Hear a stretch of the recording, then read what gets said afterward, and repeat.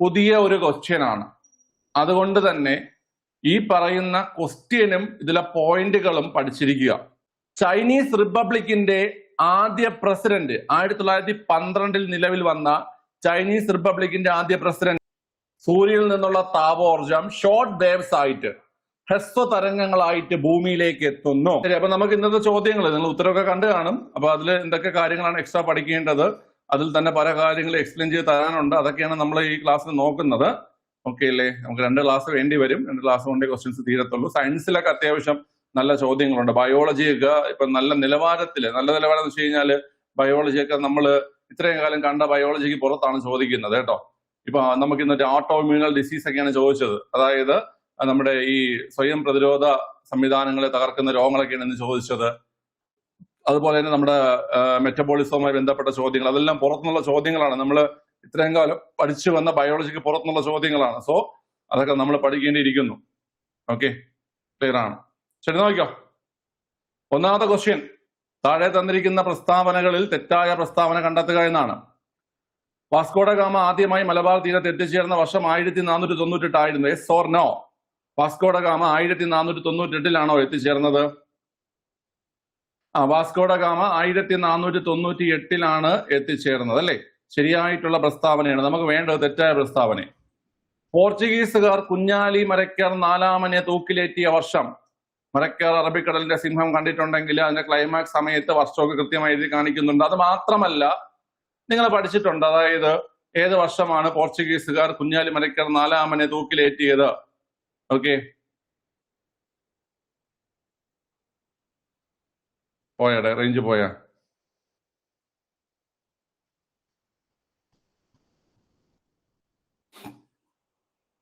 ചക്കില്ലല്ലോ. Okay ആണ്. പോർച്ചുഗീസുകാർ കുഞ്ഞാലി മരയ്ക്കർ 4-ാമനെ തൂക്കിലേറ്റിയത് എവിടെ വെച്ചിട്ടാണ്? ഗോവയിൽ വെച്ചിട്ടാണ് തൂക്കിലേറ്റിയത്. ഗോവയിൽ വെച്ചിട്ടാണ് തൂക്കിലേറ്റിയത്. ഏത് വർഷം? 1599 തൂക്കിലേറ്റിയത്? ഗോവയിൽ വെച്ചിട്ട് 1599 തൂക്കിലേറ്റിയ കുട്ടികളെ പറഞ്ഞേ.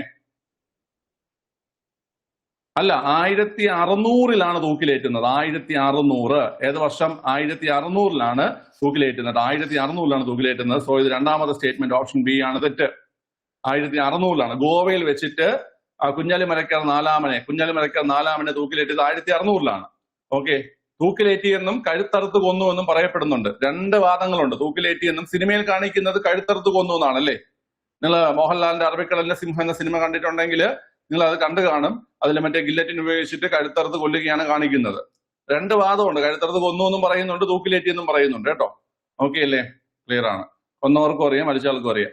ശരി, ഇനി അടുത്ത് 1604 ഡച്ചുകാർ കോഴിക്കോട് എത്തിച്ചേർന്നത്. ശരിയായിട്ടുള്ളതാണ്. ഇന്ത്യയിൽ ഡച്ച് മേൽക്കോയ്മ അവസാനിപ്പിച്ച യുദ്ധം 1741 കുളച്ചൽ യുദ്ധമാണ്. ഇതൊക്കെ സ്ഥിരം ചോദിക്കുന്ന പോയിന്റുകൾ തന്നെയാണ്. പക്ഷേ ഈ ക്വസ്റ്റ്യൻ ഒക്കെ നമുക്ക് ഇപ്പൊ ഇങ്ങനെ പറഞ്ഞു പോവാമെങ്കിലും എക്സാം ഹാളിൽ കൺഫ്യൂഷൻ അടിച്ചിരിക്കുന്ന ക്വസ്റ്റ്യൻ ആണ്. പരീക്ഷ എഴുതിയ ആൾക്കാർക്ക് ഉറപ്പായിട്ടും കൺഫ്യൂഷൻ വരും. ഈ 2 കാര്യങ്ങളിൽ 1599 എന്ന പോയിന്റിലും 1604 എന്ന പോയിന്റിലും ബിയിലും സിയിലും കൺഫ്യൂഷൻ വരാം.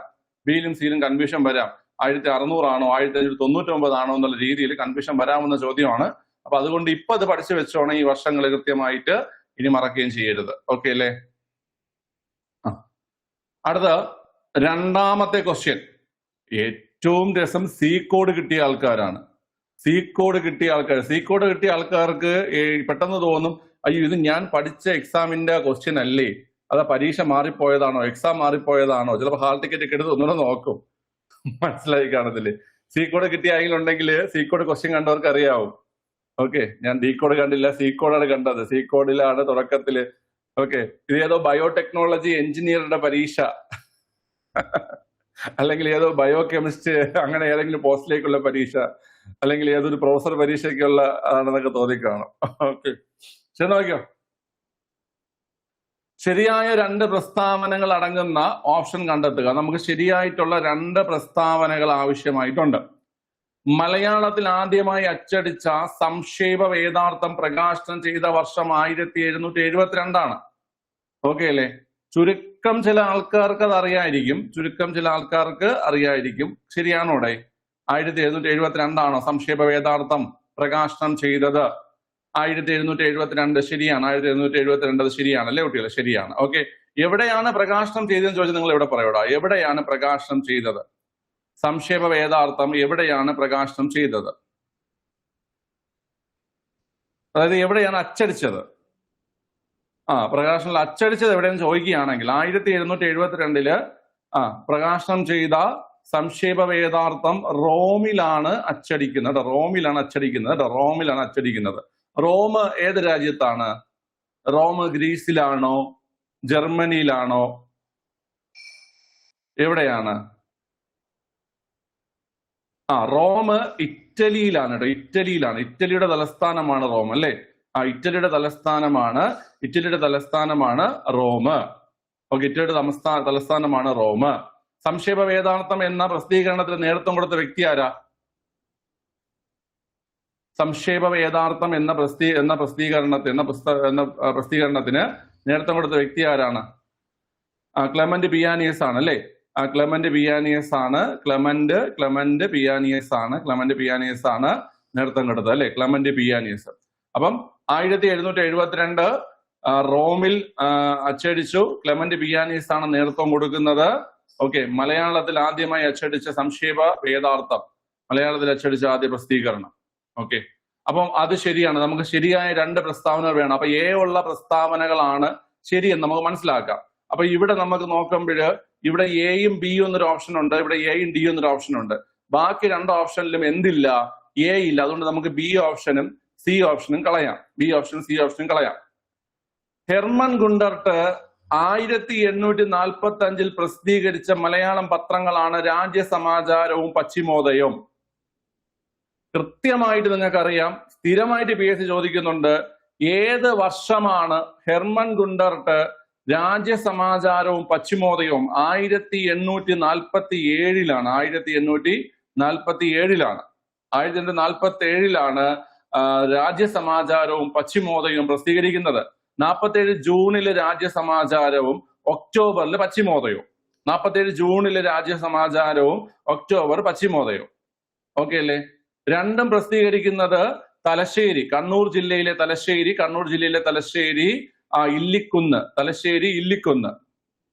ഇല്ലിക്കുന്ന് കേട്ടോ. ഓക്കെ, തലശ്ശേരി ഇല്ലിക്കുന്ന്. 1847 ജൂണിൽ രാജ്യസമാചാരം, ഒക്ടോബറിൽ പശ്ചിമോദയം. അപ്പൊ രണ്ടാമത്തെ സ്റ്റേറ്റ്മെന്റ് തെറ്റാണ്. ഒന്നാമത്തത് ശരി, രണ്ടാമത്തെ തെറ്റ്. ഓക്കെ അല്ലേ? അപ്പൊ നമുക്ക് രണ്ടാമത്തത് വെച്ച് എലിമിനേറ്റ് ചെയ്യുകയാണെങ്കിൽ നിങ്ങൾക്ക് ഏതൊക്കെ എലിമിനേറ്റ് ചെയ്യാം? പക്ഷെ ഒന്നാമത് അറിഞ്ഞാലേ പറ്റത്തുള്ളൂ. ഓപ്ഷൻ എ എലിമിനേറ്റ് ചെയ്യാം, അതുപോലെ ഓപ്ഷൻ ബി നിങ്ങൾക്ക് എലിമിനേറ്റ് ചെയ്യാം. പിന്നെ ഉള്ളത് സിയും ഡിയും രണ്ടാമത് വെച്ച് എലിമിനേറ്റ് ചെയ്യുന്ന ആൾക്കാരാണെങ്കിൽ. ഓക്കെ, സി ഓപ്ഷനും ഡി ഓപ്ഷനും ആണ് ഉള്ളത്. കിട്ടത്തില്ല, പാടാണ്. കാരണം എ അറിഞ്ഞാൽ മാത്രമേ ഈ രീതിയിൽ എലിമിനേറ്റ് ചെയ്യാൻ പറ്റത്തുള്ളൂ. അടുത്ത, ചർച്ച് മിഷൻ സൊസൈറ്റി 1812 കോട്ടയത്ത് ഒരു കോളേജും സെമിനാരിയും സ്ഥാപിച്ചു. Yes or no? Church mission society 1812 കോട്ടയത്ത് ഒരു കോളേജും സെമിനാരിയും സ്ഥാപിച്ചു എന്നുള്ളത് തെറ്റാണ്. 816 ആണോ? 817 ആണ് കേട്ടോ. 817 കേട്ടോ. 17 എന്തെങ്കിലും ചേഞ്ച് ഉണ്ടെങ്കിൽ ഗ്രൂപ്പ് ഇട്ടിരിക്കും. 17 എന്നാണ് എന്റെ ഓർമ്മ കേട്ടോ. 1817 കോട്ടയത്ത് കോളേജ് സ്ഥാപിച്ചതെന്നാണ് എന്റെ ഓർമ്മ. എന്ന് വെച്ച് ഗ്രൂപ്പ് ഇട്ടിരിക്കാം. ക്ലിയർ ആണ്? ശരി. അപ്പം അത് എന്താണ് കുട്ടികളെ? അത് തെറ്റാണ്.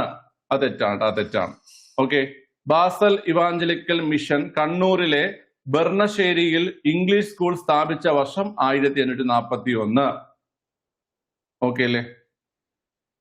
1817 അവരുടെ കാലത്താണ്. ഓക്കെ, 1817 എന്നാണ് എന്റെ ഓർമ്മ.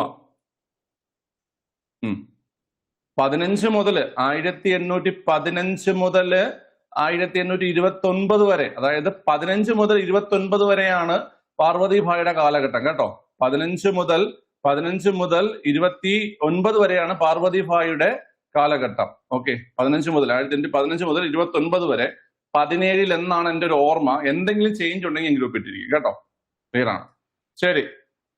അപ്പൊ ഇത് ശരിയാണ് കേട്ടോ. ബേസൽ ഇവാഞ്ചലിക്കൽ മിഷൻ കണ്ണൂരിലെ ബർണശ്ശേരിയിൽ ഇംഗ്ലീഷ് സ്കൂൾ സ്ഥാപിച്ച വർഷം 1841. നമ്മൾ അതിനെ ഇപ്പൊ നിലവില് നിങ്ങൾ വാർത്തയിൽ കേട്ട് കാണും, BEM UP school, BEM UP school എന്നൊക്കെ പറഞ്ഞ് നിങ്ങൾ വാർത്തയിൽ മറ്റോ കേൾക്കുന്നത് ആ സ്കൂളാണ്. 1841 സ്ഥാപിച്ച സ്കൂളാണ് കേട്ടോ. കണ്ണൂരുകാർക്ക് കൂടുതൽ അറിയായിരിക്കും. ഓക്കെ അല്ലേ? ശരി, അപ്പം ഓപ്ഷൻ ഡി ആണ് ഇവിടെ ആൻസർ ആയിട്ട് വരുന്നത്. ഓപ്ഷൻ ഡി ആണ് ഇവിടെ ആൻസർ ആയിട്ട് വരുന്നത്. ഓക്കെ, ഈ ക്വസ്റ്റ്യൻ നമ്മൾ ഇത്ര ഈസി ആയിട്ട് പറഞ്ഞു പോയെങ്കിലും എക്സാം ഹാളിൽ ഇത് കിട്ടാൻ പാടാണ്. ഇതൊക്കെ കൺഫ്യൂഷൻ വരുന്ന ക്വസ്റ്റ്യൻസ് ആണ് ഇതൊക്കെ. ഓക്കെ, നന്നായിട്ട് പഠിച്ചിട്ടുള്ള ആൾക്കാർക്ക് പോലും പെട്ടെന്ന് ഈ വർഷങ്ങൾ നോക്കിയേ, 4 വർഷം, അതായത് ഇവിടെ 772, 845, ഇത് നല്ല ഉറപ്പാണ്. ഇതല്ലാന്ന് ഒരു ഉറപ്പുണ്ടാവും. ബി ഓപ്ഷൻ മാത്രം ഒരു ഉറപ്പുണ്ടാവും. ബാക്കിയുള്ള 3 സ്റ്റേറ്റ്മെന്റുകളും പാടാണ്. ഓക്കെ, അതാണ് ഞാൻ പറഞ്ഞത്. ക്വസ്റ്റ്യൻ കാണുമ്പോൾ പലതും എളുപ്പമായിട്ട് തോന്നുമെങ്കിലും എളുപ്പമുള്ള പോയിന്റുകൾ ഉണ്ടെങ്കിലും മൊത്തത്തിൽ ക്വസ്റ്റ്യൻ നോക്കുമ്പോൾ കൺഫ്യൂസിങ് ആയിരുന്നു എന്ന് ഞാൻ പറയാൻ കാരണം അതാണ് കേട്ടോ. ഓക്കെ, ക്ലിയർ ആണ്. ഈ പറയുന്ന പോയിന്റ് ഒക്കെ നോട്ട് ചെയ്ത് വെച്ചോണേ.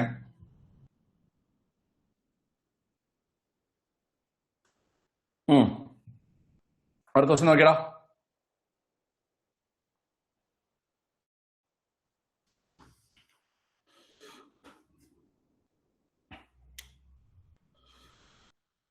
ഇത് ഞാൻ യൂട്യൂബിലിട്ട മറ്റേ ഭൂനികുതി സമ്പ്രദായങ്ങൾ ആ ക്ലാസ് കണ്ടവർക്ക് ഒരു ഐഡിയ ഉണ്ടെങ്കിൽ ഇത് എഴുതാൻ പറ്റും. കാരണം ഡയറക്റ്റ് ആ വാക്കുകളല്ല ചോദിച്ചിരിക്കുന്നത്. അതിൽ ഞാൻ പറഞ്ഞു വർഷങ്ങൾ കൃത്യമായിട്ട് അതിൽ കൊടുത്തിട്ടുണ്ട്. വർഷങ്ങൾ കൃത്യമായി പഠിക്കണം എന്നുള്ള കാര്യം ഞാൻ പറഞ്ഞതാണ്. ഓക്കെ, ബോംബെ ഡെക്കാൻ അതുപോലെ തന്നെ ദക്ഷിണേന്ത്യ മേഖലകളിൽ ഇംഗ്ലീഷ് ഈസ്റ്റ് ഇന്ത്യ കമ്പനി ആദ്യമായി നികുതി പരിഷ്കാരം നടപ്പിലാക്കുന്നു. അത് ഏത് നികുതി പരിഷ്കാരമാണ് കുട്ടികളെ? ബോംബെ ഡെക്കാൻ മേഖലകളില്, ദക്ഷിണേന്ത്യ മേഖലകളില് നടപ്പിലാക്കിയ സമ്പ്രദായം റയട്ട് വാരി അല്ലേ? റയട്ട് വാരി സമ്പ്രദായം ഏത് വർഷമാണ്? റയട്ട് വാരി ഏത് വർഷമാണ്? റയട്ട് വാരി 1820. റയട്ട് വാരി 1820. റൈറ്റ് വാരി 1820 കേട്ടോ. Okay, British parliament regulating act നടപ്പിലാക്കുന്നു. റെഗുലേറ്റിംഗ് ആക്ട് നടപ്പിലാക്കിയ വർഷം ആർക്കെങ്കിലും അറിയോ? റെഗുലേറ്റിംഗ് ആക്ട് നടപ്പിലാക്കിയ വർഷം 1773.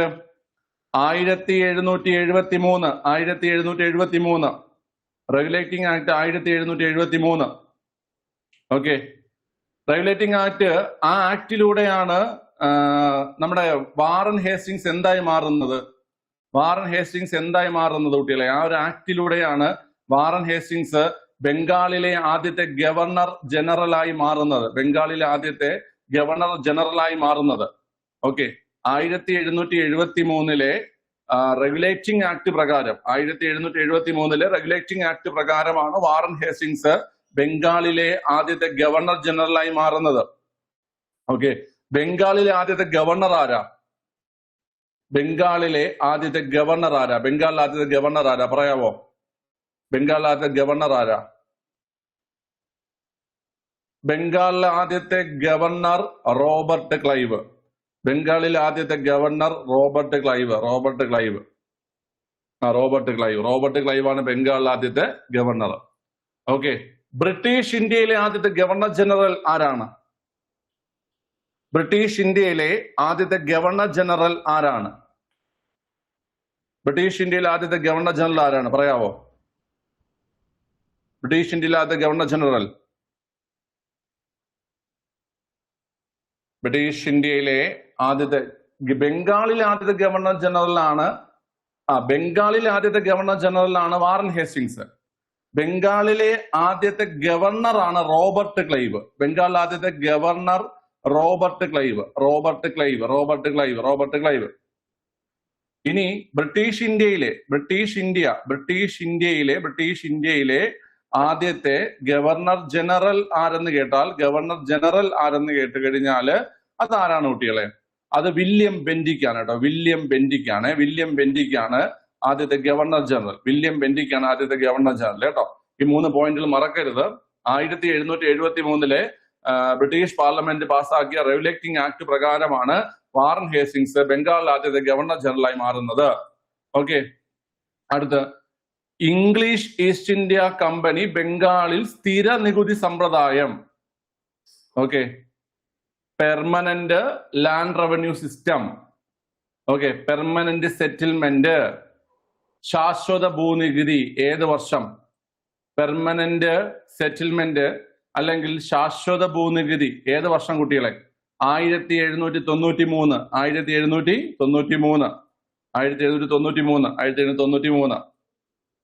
സാന്താൾ കലാപം ഏത് വർഷം? സാന്താൾ കലാപം ഏത് വർഷം കുട്ടികളെ? സാന്താൾ കലാപം ഏത് വർഷം?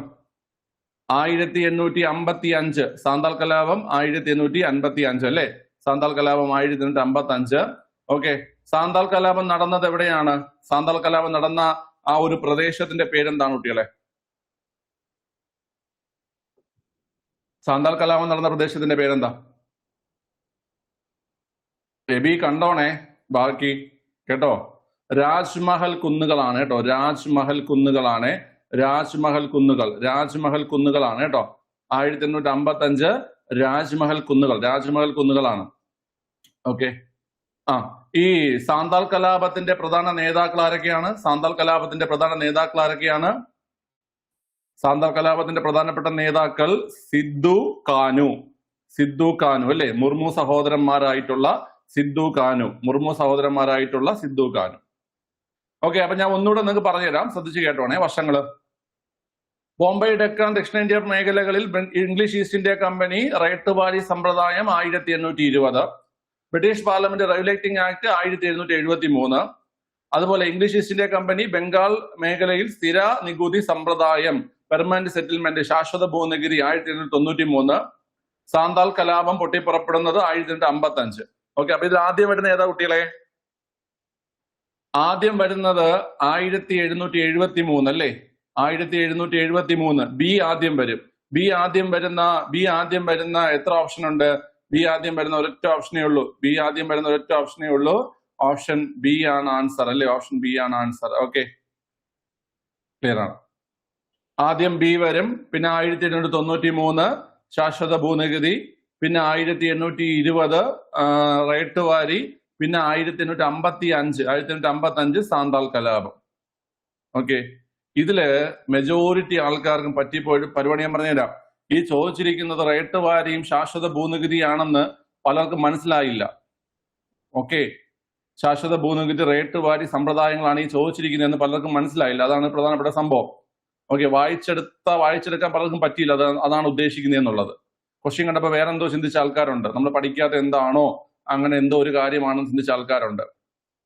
ഓക്കെ, ശരി. അപ്പം ഓപ്ഷൻ ബി ആണ്. ഭൂനികുതി സമ്പ്രദായങ്ങള് ഞാൻ ക്ലാസ് ഇട്ടിട്ടുണ്ട്, യൂട്യൂബിൽ കിടപ്പുണ്ട്. ഒരു 10 മിനിറ്റ് വീഡിയോ ആണ്. അത് പുതിയ SCRT വെച്ചിട്ട് എല്ലാ കണ്ടന്റ് എല്ലാം ഉൾപ്പെടുത്തി ഞാൻ ക്ലാസ് എടുത്തിട്ടുണ്ട്. ആരംഭിച്ച വർഷം, അതുപോലെ തന്നെ അതിന്റെ പ്രത്യേകതകള്, ആരാണ് നേതൃത്വം കൊടുത്തത്, അങ്ങനെയുള്ള കാര്യങ്ങളെല്ലാം അതിൽ കിടപ്പുണ്ട്. കാണാത്ത ആൾക്കാർ ഒന്ന് കണ്ടു നോക്കണം കേട്ടോ, നിങ്ങൾക്ക് യൂസ് ആവും ഇനി. ഓക്കെ, ശരി. ഓക്കെ,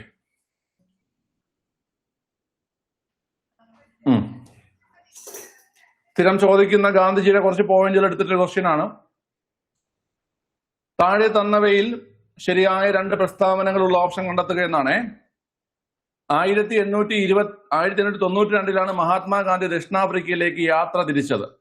1892 മഹാത്മാഗാന്ധി ദക്ഷിണാഫ്രിക്കയിലേക്ക് യാത്ര തിരിച്ചത്. നമ്മൾ ഇങ്ങനെ പഠിച്ചിട്ടുണ്ടല്ലേ, 1893 വില്ലുവണ്ടിയുമായി മഹാത്മാഗാന്ധി പോയി. വില്ലുവണ്ടിയിൽ പോയി 1915 കല്ലുമാലയുമായി വന്നു. ഓക്കെ, കല്ലുമാലയുമായി വന്നു. 1893 വില്ലുവണ്ടിയിൽ ഗാന്ധിജി ദക്ഷിണാഫ്രിക്കയിൽ പോയി. 1915 ഗാന്ധിജി കല്ലുമാലയുമായി എന്ത് ചെയ്തു കുട്ടികളെ? തിരിച്ചു വന്നു എന്നുള്ളൊരു പോയിന്റ് നമ്മൾ പഠിക്കുന്നുണ്ട്. കാരണം അയ്യങ്കാളി 1893 വില്ലുവണ്ടി സമരം നടത്തുന്ന വർഷമാണ് ഗാന്ധിജി ദക്ഷിണാഫ്രിക്കയിൽ പോകുന്നത്. അയ്യങ്കാളി 1915 കല്ലുമാല സമരം അല്ലെങ്കിൽ പെരിനാട് ലഹള നടത്തിയ വർഷമാണ് ഗാന്ധിജി തിരിച്ചു വന്നത്. അതാണ് വില്ലുവണ്ടിയിൽ പോയി കല്ലുമാലയുമായി തിരിച്ചു വന്നു. 1893 വില്ലുവണ്ടിയിൽ പോയി കല്ലുമാലയുമായി തിരിച്ചു വന്നു. ഇതൊക്കെ ഞാൻ നിങ്ങൾക്ക് ഒരുപാട് തവണ പറഞ്ഞു തന്നിട്ടുള്ള കോഡാണ്. ഓക്കെ അല്ലേ? ഈ പെരിനാട് ലഹള, നമ്മൾ ഈ ഇദ്ദേഹത്തിന്റെ അയ്യങ്കാളിയുടെ പ്രവർത്തനങ്ങൾ പ്രധാനമായും തിരുവനന്തപുരം, വെങ്ങാനൂര് കേന്ദ്രീകരിച്ചാണ്. ഈ പെരിനാട് ലഹള തിരുവനന്തപുരം ജില്ലയിലാണ്. പെരിനാട് എന്ന് പറഞ്ഞ സ്ഥലം തിരുവനന്തപുരത്താണ്.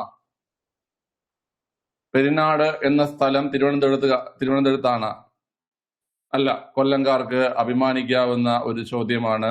തിരുവനന്തപുരംകാരനായിട്ടുള്ള അയ്യങ്കാളി. ഓക്കെ, അദ്ദേഹം ഞങ്ങളുടെ അഭിമാനമാണ്. അപ്പൊ അദ്ദേഹം കൊല്ലത്ത് വന്നിട്ടും ഒരു പ്രവർത്തനം നടത്തിയിട്ടുണ്ടെന്നുള്ള കാര്യത്തിൽ നിങ്ങൾക്ക് എന്ത് ചെയ്യാം, അഭിമാനിക്കാം. ഓക്കെ അല്ലേ? കൊല്ലംകാര് അഭിമാനിച്ചാട്ടെ. ഇവിടെ കൊല്ലംകാരൊന്നും പറയാൻ പറ്റത്തില്ല കേട്ടാ. കൊല്ലംകാര് ഇവിടെ നമ്മളെ മുഖ്യമന്ത്രിയൊക്കെ നേരിട്ട് കണ്ട് ഫോട്ടോ ഒക്കെ എടുത്ത ആൾക്കാരുണ്ട് കേട്ടോ. മറ്റേ കൂട്ടുകാരെ കാണാൻ പോകണം കാണില്ല എന്റെ തൊഴിൽ സാറേ, നാളെ ഞങ്ങള് മുഖ്യമന്ത്രിയെ കാണാൻ പോണം. ഞാൻ പറഞ്ഞ അപ്പോ പിറ്റേന്ന് വൈകുന്നേരം നോക്കിയപ്പോ ഫോട്ടോ മുഖ്യമന്ത്രി ആയിട്ടുള്ളത്. പ്രിയങ്കയൊക്കെ മുഖ്യമന്ത്രിയൊക്കെ കണ്ട് കേട്ടാ, മുഖ്യമന്ത്രിയൊക്കെ കണ്ട് ഫോട്ടോ ഒക്കെ എടുത്തിട്ട് വന്ന്. ആ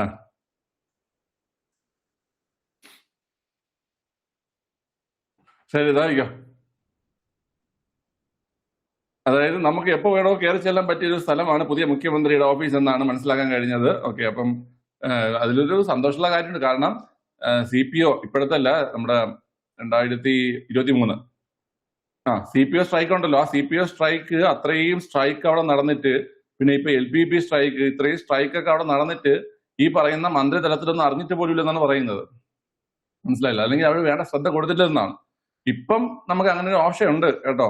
ഇപ്പൊ അങ്ങനെ ഒരു ഓപ്ഷൻ ഉണ്ട്, അത് മനസ്സിലാക്കുക. ഓക്കെ, അതുകൊണ്ട് നമുക്ക് ഭരണ സംവിധാനങ്ങളിലേക്ക് എത്താൻ പറ്റും എന്നുള്ളൊരു ഗുണമുണ്ട്. ഓക്കെ, ഉടനെ തന്നെ കോൺഗ്രസ് തന്നെ ആക്കും എന്തായാലും ഞാൻ പറയും. അത് നല്ലതുണ്ടോ നല്ലതെന്ന് തന്നെ ഞാൻ പറയും. ഓക്കെ, ശരി, ഓക്കെയോ. 1892 മഹാത്മാഗാന്ധി ദക്ഷിണാഫ്രിക്കയിലേക്ക് യാത്ര തിരിച്ചത് എന്നുള്ളത് തെറ്റാണ്. 1893. അപ്പം ഒന്നാമത്തത് തെറ്റാണ് അല്ലേ? നമുക്ക് ശരിയായ 2 ഓപ്ഷനാണ് വേണ്ടത്. ദക്ഷിണാഫ്രിക്കയിൽ ജീവിതം അവസാനിപ്പിച്ച് മഹാത്മാഗാന്ധി ഇന്ത്യയിൽ തിരിച്ചെത്തിയത് 1915 ജനുവരി 9 ആയിരുന്നു. ശരിയല്ലേടെ? നമ്മൾ ജനുവരി 9 എന്തായിട്ട് ആചരിക്കുന്നേ? ജനുവരി 9 എന്തായിട്ട് ആചരിക്കുന്ന കുട്ടികളെ? ജനുവരി 9 ആചരിക്കുന്നത് പ്രവാസി ഭാരതീയ ദിവസമായിട്ടാണ് അല്ലെ? പ്രവാസി ഭാരതീയ ദിവസമായിട്ടാണ് നമ്മള് ജനുവരി 9 ആചരിക്കുന്നത്. കാരണം ഗാന്ധിജി അദ്ദേഹത്തിന്റെ ദക്ഷിണാഫ്രിക്കൻ ജീവിതം അവസാനിപ്പിച്ച് ഇന്ത്യയിലേക്ക് തിരിച്ചു വന്നത് 1915 ജനുവരി 9 ഓക്കെ അല്ലേ? അപ്പൊ അത് രണ്ടും എന്താണ്? അല്ല, ഇത് ശരിയാണ്, ബി ശരിയാണ് കേട്ടോ. അടുത്ത 1915 ഇന്ത്യയിലേക്ക് തിരിച്ചു വന്ന മഹാത്മാഗാന്ധി ആദ്യമായി പങ്കെടുത്ത പൊതുപരിപാടി 1915 ഫെബ്രുവരിയിൽ നടന്ന ബനാറസ് ഹിന്ദു സർവകലാശാലയുടെ ഉദ്ഘാടന ചടങ്ങായിരുന്നു. ഇതിപ്പോ റീസെന്റ് ആയിട്ട് സ്ഥിരം ചോദിക്കുന്നുണ്ട് ഈ ബനാറസ് ഹിന്ദു സർവകലാശാലയുടെ ഉദ്ഘാടനം. നമ്മൾ മുമ്പ് ക്വസ്റ്റ്യൻ വർക്കൗട്ടിൽ ഇത് കൃത്യമായി ഞാൻ പറഞ്ഞു തന്നിട്ടുണ്ട്, ഡേറ്റ് ഉൾപ്പെടെ. 1916 ഫെബ്രുവരി മാസം 4. 1916 ഫെബ്രുവരി മാസം 4. 1916 ഫെബ്രുവരി മാസം 4. 1916 ഫെബ്രുവരി മാസം 4 ബനാറസ് ഹിന്ദു യൂണിവേഴ്സിറ്റിയുടെ ഉദ്ഘാടനം. ഓക്കെ, ബനാറസ് ഹിന്ദു യൂണിവേഴ്സിറ്റിയുടെ സ്ഥാപകർ ആരൊക്കെയാണ്? ബനാറസ് ഹിന്ദു യൂണിവേഴ്സിറ്റിയുടെ സ്ഥാപകർ ആരൊക്കെയാണ് കുട്ടികളെ? പറഞ്ഞേ. ബനാറസ് ഹിന്ദു യൂണിവേഴ്സിറ്റിയുടെ സ്ഥാപകർ മദൻ മോഹൻ മാളവ്യ, ആനി ബസന്റ് അല്ലേ? Madan Mohan Malviya, Annie Besant. മദൻ മോഹൻ മാളവ്യയും ആനി ബസന്റുമാണ് അല്ലേ? Annie Besant. ഓക്കെ, അത് നിങ്ങൾക്ക് അറിയാം. അപ്പൊ അത് തെറ്റാണ്. ഗാന്ധിജിയുടെ ഇന്ത്യയിലെ ആദ്യത്തെ സത്യാഗ്രഹ സമരം 1917 ചമ്പാരൻ സത്യാഗ്രഹമാണ്. അതും ശരിയാണ്. ആദ്യ നിരാഹാര സത്യാഗ്രഹം ചോദിച്ചാലോ? ആദ്യ സത്യാഗ്രഹ സമരം ചമ്പാരൻ സത്യാഗ്രഹമാണെങ്കിൽ ആദ്യ നിരാഹാര സത്യാഗ്രഹം ചോദിച്ചാലോ? പറഞ്ഞേ, ആദ്യ നിരാഹാര സത്യാഗ്രഹം ചോദിച്ചാലോ? ഖേദ അല്ല, അഹമ്മദാബാദ്. ഞാൻ പറഞ്ഞു തന്നിട്ടുണ്ട്, അഹമ്മദി കാണിച്ച് ആഹാരം കഴിക്കാതിരുന്നു. കുട്ടിക്കാലത്ത് നമ്മള് എന്തെങ്കിലും കാര്യത്തിന് നമ്മള് വഴക്കുണ്ടാക്കിയിട്ട്, എന്തെങ്കിലും കാര്യം നേടാൻ വേണ്ടിയിട്ട് വഴക്കുണ്ടാക്കിയിട്ട് നമ്മള് ഫുഡ് കഴിക്കാതിരിക്കും കേട്ടാ. അപ്പോഴ് വീട്ടിൽ അച്ഛനും അമ്മയൊക്കെ പറയും, നീ അഹമ്മദി കാണിക്കുന്നതാണ് ഈ ആഹാരം കഴിക്കാതിരിക്കുന്നത്, അഹമ്മദി കാണിച്ചാണ് നിരാഹാരം കിടക്കുന്നത്. അപ്പം നിരാഹാരം അഹമ്മദി എന്ന് ഓർത്തിരിക്കുക.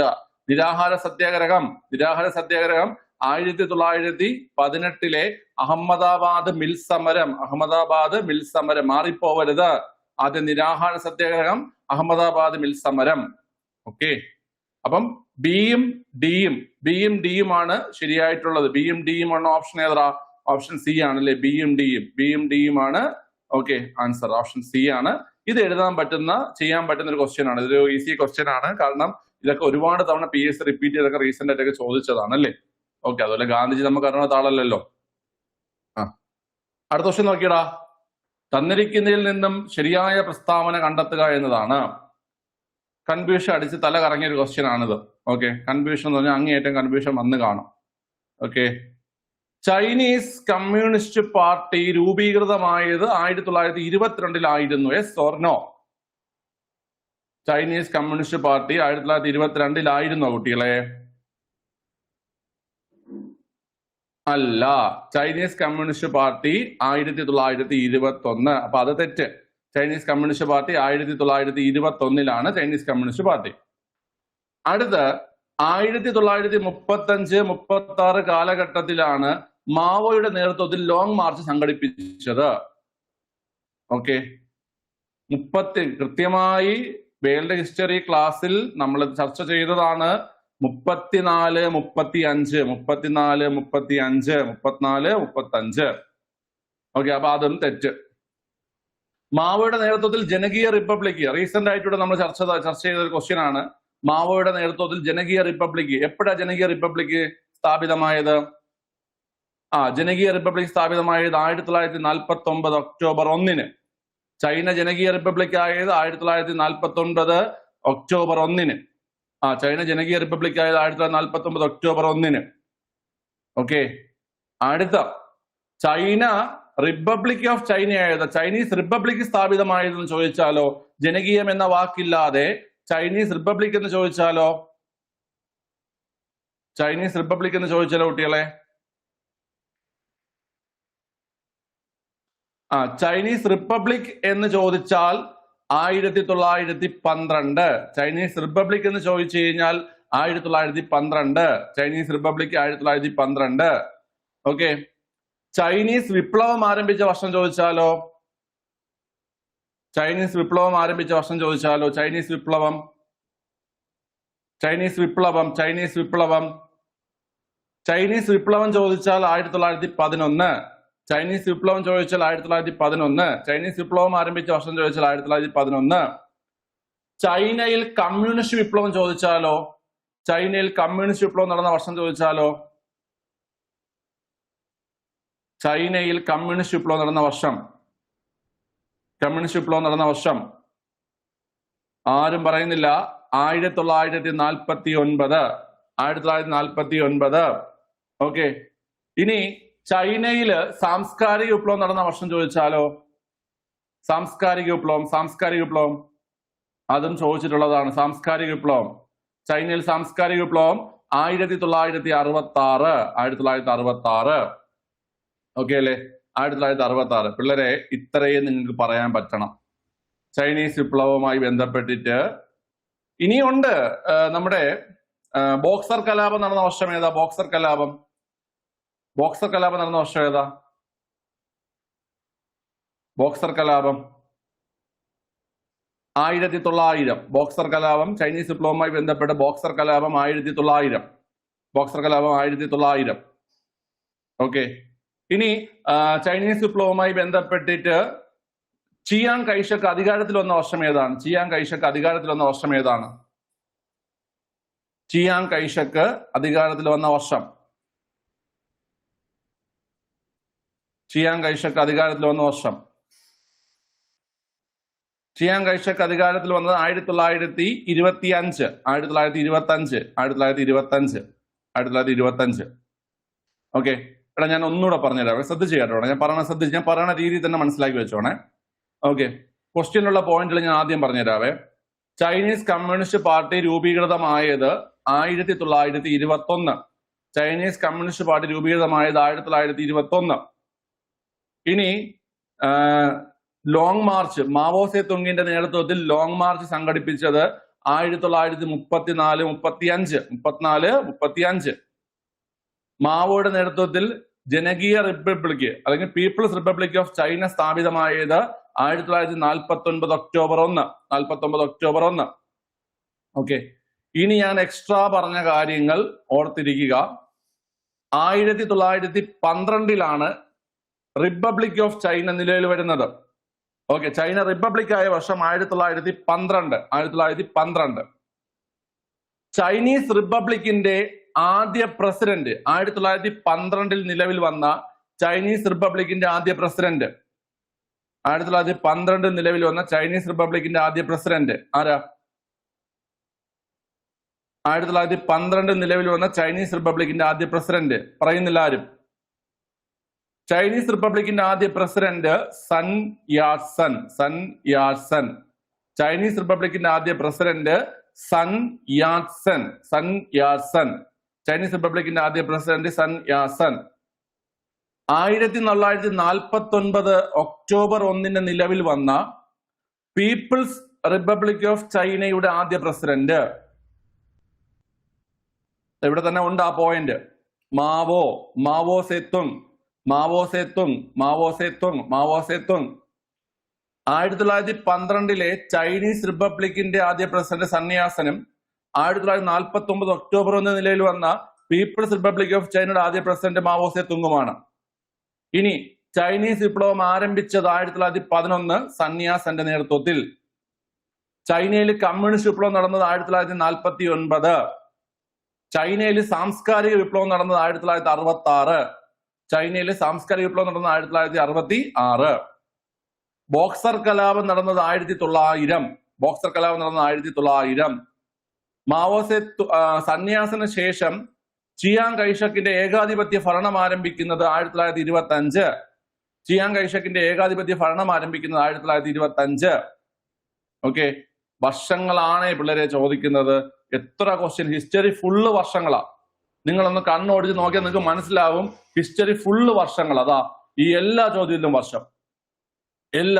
ഒന്നാമത്തെ ചോദ്യത്തിൽ വർഷം, രണ്ടാമത്തെ ചോദ്യത്തിൽ വർഷം, മൂന്നാമത്തെ ചോദ്യത്തിൽ വർഷം, നാലാമത്തെയും അഞ്ചാമത്തെയും ചോദ്യത്തിൽ വർഷം. അത്രത്തോളം ഇമ്പോർട്ടന്റ് ആണ് വർഷങ്ങൾ. നല്ല പോലെ റിവിഷൻ ചെയ്ത് വെച്ചോ. ഓരോ സാധനങ്ങളും നല്ല പോലെ റിവിഷൻ ചെയ്ത് വെച്ചോ.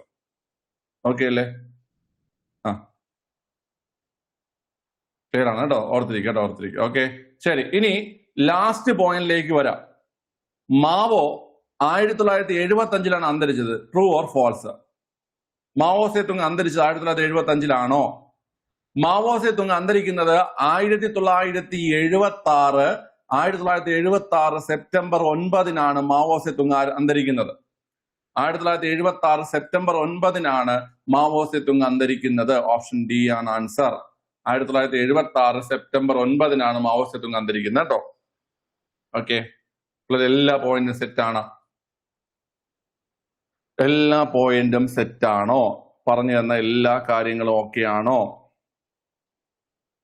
ഓക്കെ, അതായത് ഇവിടെ ഉത്തരവില്ല. ഈ ഒരു ചോദ്യത്തിന് ഉത്തരവില്ല കേട്ടോ. ഓക്കെ, ഉത്തരവില്ല.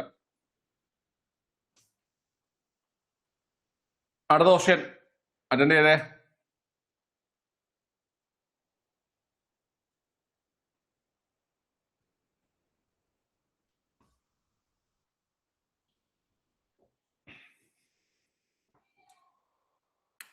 ൽ ഊർജ്ജതന്ത്രത്തിനുള്ള നൊബേൽ സമ്മാനം ലഭിച്ച വ്യക്തി ജോൺ എം മാർട്ടിനസ് ആണ് അല്ലേ? ഓക്കെ, നൊബേലൊക്കെ നിങ്ങൾ ഓൾറെഡി പഠിച്ചു കാണും. ഓക്കെ, ശേഷം 2-3 തവണ നിങ്ങൾക്ക് റിവിഷൻ എടുത്തതാണ്. ഓക്കെ, അടുത്ത എക്സാമിന് മുമ്പ് ഒന്നും എടുക്കാൻ പറയാം കേട്ടോ. ഞാൻ കൂടുതൽ പറയുന്നില്ല. ഓക്കെ, അടുത്ത് ചുവടെ നൽകിയിരിക്കുന്നവയിൽ കേരളത്തിൽ കൂടി കടന്നു പോകാത്ത ദേശീയപാത ഏതാണ് ചോദ്യം. ചുവടെ നൽകിയിരിക്കുന്നതിൽ കേരളത്തിൽ കൂടി കടന്നു പോകാത്ത ദേശീയപാത ഏതാണ് ചോദ്യം. 966 ബി ഉണ്ട്, 866 ഉണ്ട്, 183 എ ഉണ്ട്, 130 സി. ഓക്കെ, വളരെ ഏതാണ്? 130 സി ആണ്. 130 സി ആണ്. ഞാൻ യൂട്യൂബിൽ കിടപ്പുണ്ട് കേട്ടോ. യൂട്യൂബിൽ ഞാൻ റീസെന്റ് ആയിട്ട് ക്ലാസ് ഇട്ടിട്ടുണ്ട് കേട്ടോ. കേരളത്തിലെ നാഷണൽ ഹൈവേ എന്ന് പറഞ്ഞിട്ട് കഴിഞ്ഞ മാസമാണ് കേരളത്തിലെ നാഷണൽ ഹൈവേ എന്ന് പറഞ്ഞ് ക്ലാസ് ഇട്ടിട്ടുണ്ട്. ഓക്കെ, അപ്പൊ നാഷണൽ ഹൈവേസ് ഡൗട്ട് ഉള്ള ആൾക്കാർ കേട്ടോ ആ ഒരു ക്ലാസ് ഒന്ന് കണ്ടിട്ട് നോട്ടേജ് പഠിച്ചിട്ടുണ്ടാകും കേട്ടോ. ഒരു 10-20 മിനിറ്റ് ഉള്ള ഒരു ക്ലാസ് ആണ്. ഓക്കെ, നിങ്ങൾക്ക് അത് വെച്ചിട്ട് ഒന്ന് പഠിക്കാൻ പറ്റും. അത്യാവശ്യം അത് നമ്മൾ കണ്ടിതൊക്കെ പറഞ്ഞിട്ടുണ്ട് കേട്ടോ. ക്ലിയർ ആണ്? അപ്പൊ ഒന്ന് കണ്ട് പഠിച്ചു നോക്കണേ, അറിഞ്ഞുകൂടാത്തവര്.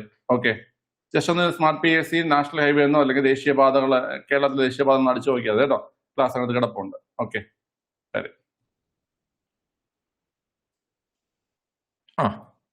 ഉപദ്വീപീയ പീഠഭൂമിയുടെ ഉയരം സ്ഥിരമായിട്ട് ചോദിക്കുന്നുണ്ട്. ഒന്ന് ചെയ്തേ. നദീ സമതലങ്ങളിൽ നിന്നും എത്ര മീറ്റർ മുതൽ എത്ര മീറ്റർ വരെയാണ് ഉപദ്വീപീയ പീഠഭൂമി സ്ഥിതി ചെയ്യുന്നത്?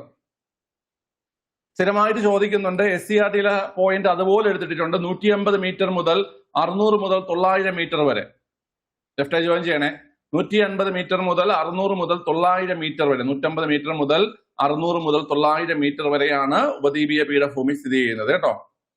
ഉപദ്വീപീയ പുതിയ SCERT-യില് ഉപദ്വീപീയ പീഠഭൂമി, അതുപോലെ ഉത്തര മഹാസമതലം, അതിന്റെയൊക്കെ ഡയമെൻഷൻസ് കൃത്യമായിട്ട് കൊടുത്തിട്ടുണ്ട്. എക്സാമിന് പോകുന്നതിന് മുമ്പ് ആ പറഞ്ഞ കാര്യങ്ങള് ഒന്ന് ജസ്റ്റ് നോട്ട് ചെയ്ത് എഴുതി പഠിച്ചുകൊണ്ടൊന്ന് പോകണം, നന്നായിരിക്കും. ഓക്കെ, കാരണം നമ്മൾ ഇതിപ്പോ പറഞ്ഞു തന്നു കഴിഞ്ഞാലും ഇതെല്ലാം കൂടെ കാണുമ്പോൾ വട്ടാവും. മനസ്സിലായ? ഓപ്ഷൻ കാണുമ്പോൾ വട്ടാവും. അതുകൊണ്ട് നിങ്ങൾ ഫൈനൽ റിവിഷനിൽ നോക്കുന്ന സമയത്ത് നോക്കേണ്ട കാര്യങ്ങളാണ് ഉത്തര പർവ്വത മേഖല, അതിന്റെ ഡയമെൻഷൻസ് കൊടുത്തിട്ടുണ്ട്. പുതിയ SCERT-യിൽ ഉത്തര പർവ്വത മേഖലയുടെ ഡയമെൻഷൻസ് കൊടുത്തിട്ടുണ്ട്. അതുപോലെ ഉപദ്വീപീയ പീഠഭൂമിയുടെ ഡയമെൻഷൻസ് കൊടുത്തിട്ടുണ്ട്. അതുപോലെ തന്നെ നമ്മുടെ ഉത്തര മഹാസമതലത്തിന്റെ കൊടുത്തിട്ടുണ്ട്. ഓക്കെ, ഇതൊക്കെ ഒന്ന് ലാസ്റ്റ് ഘട്ടത്തിൽ ഒന്ന് നോക്കിയിട്ട് പോകുന്നത് നന്നായിരിക്കും.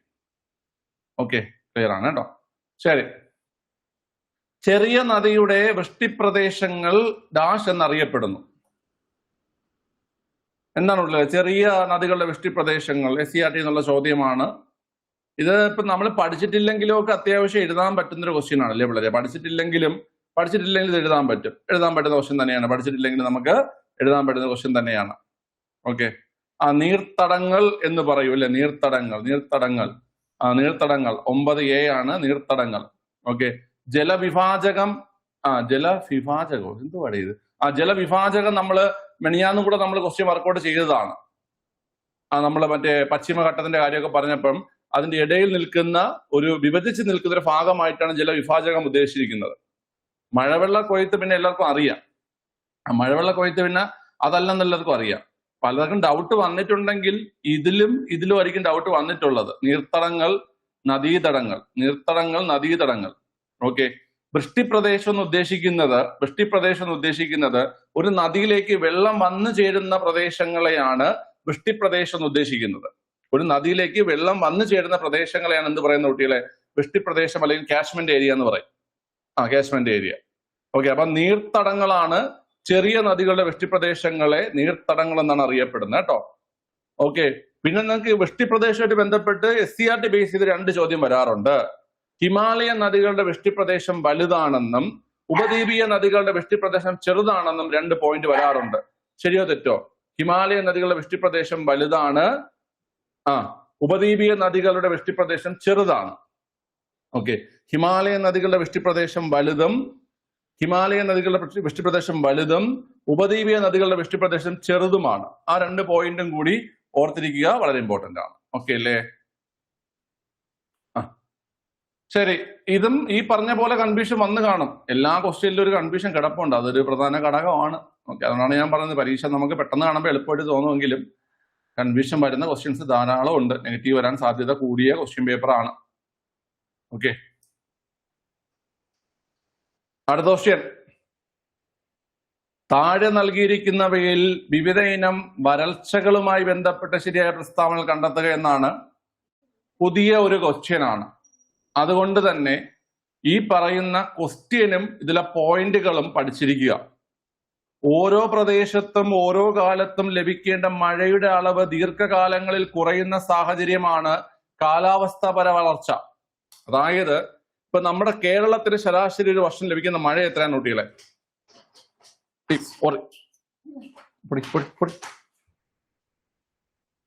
അടിക്കും കേട്ടാ. ഇല്ലേ, ഇതിനൊന്ന് ഓടിച്ചോട്ടെ.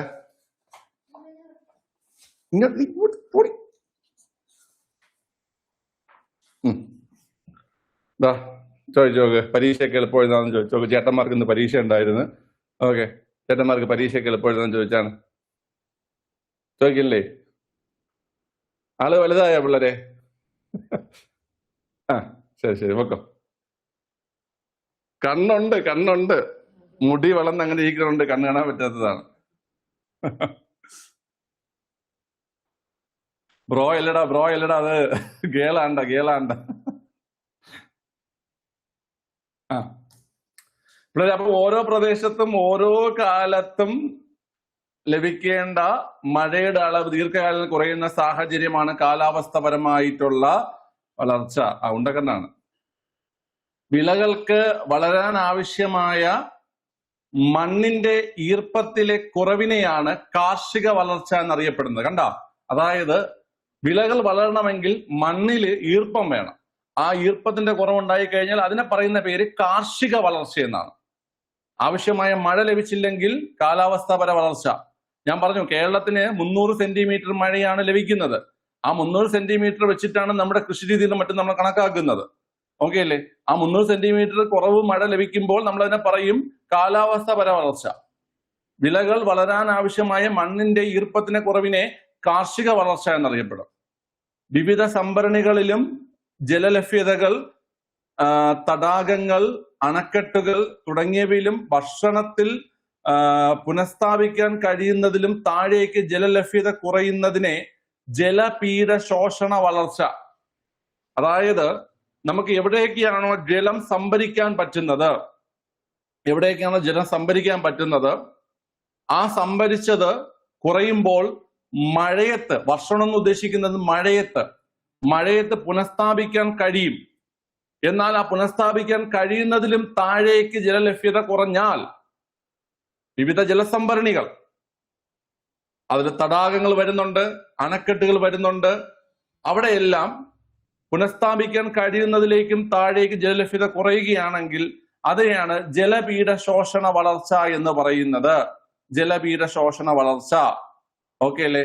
അതായത് ഈ 3 കാര്യങ്ങളും ശരിയാണ് കുട്ടികളെ. പക്ഷേ നമ്മളത് ചോദ്യം ചെയ്ത് പോവുകയല്ല ചെയ്യേണ്ടത്, ഇത് പഠിച്ചു തന്നെ പോകണം. ഓരോ പ്രദേശത്ത് ഓരോ കാലത്ത് ലഭിക്കേണ്ട മഴയുടെ അളവ് ദീർഘകാലങ്ങളിൽ കുറയുന്ന സാഹചര്യം കാലാവസ്ഥാപരമായിട്ടുള്ള വളർച്ച. വിളകൾക്ക് വളരാൻ ആവശ്യമായ മണ്ണിന്റെ ഈർപ്പത്തിലെ കുറവിനെ കാർഷിക വളർച്ച.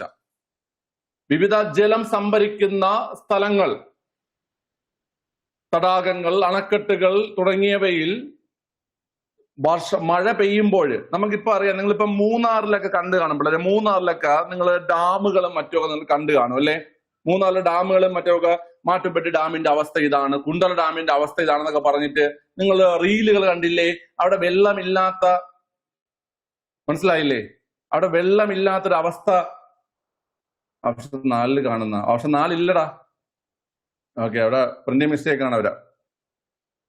വെള്ളമില്ലാത്ത അവസ്ഥ. ആ വെള്ളം എപ്പ വരും ഇനി? അവിടെ ഇപ്പൊ വെള്ളം ഇല്ലല്ലോ, വെള്ളം താഴ്ന്നു പോയല്ലോ. ആ വെള്ളം ഇനി എപ്പോ പുനഃസ്ഥാപിക്കപ്പെടും? എപ്പോ പുനഃസ്ഥാപിക്കപ്പെടും? വർഷണം, മഴയത്ത് പുനഃസ്ഥാപിക്കപ്പെടും. വർഷണം എന്ന് ഉദ്ദേശിക്കുന്ന മഴയത്ത് പുനഃസ്ഥാപിക്കപ്പെടും. അങ്ങനെ മഴയത്ത് പുനഃസ്ഥാപിക്കപ്പെടാൻ കഴിയാതെ വരികയാണെങ്കിൽ അതിനെ പറയുന്ന പേര്, അല്ലെങ്കിൽ പുനഃസ്ഥാപിക്കാൻ കഴിയുന്നതിലും താഴേക്ക് ജലലഭ്യത കുറയുകയാണെങ്കിൽ അതിനെ പറയുന്ന പേരാണ് ജലപീഠ ശോഷണ വളർച്ച. ജലപീഠ ശോഷണ വളർച്ച. എക്സ്പ്ലനേഷൻ മനസ്സിലായോ പിള്ളേരെ? എക്സ്പ്ലനേഷൻ മനസ്സിലായല്ലോ? ഓക്കെ, ക്ലിയർ ആണ്. ശരി.